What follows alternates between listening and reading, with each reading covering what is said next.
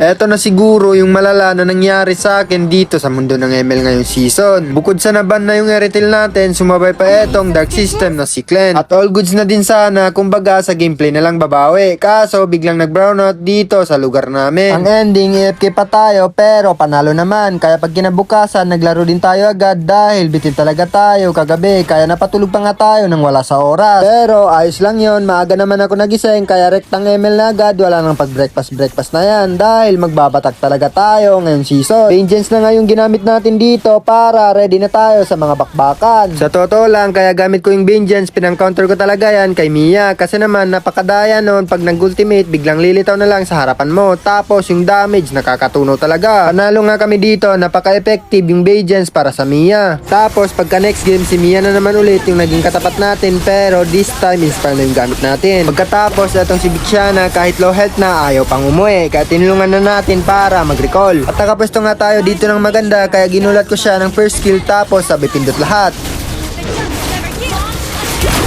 At dito napasurrender na yung kalaban dahil masyado na kaming lamang at good choice na din yon para hindi na masayang yung oras nila para magpumilit.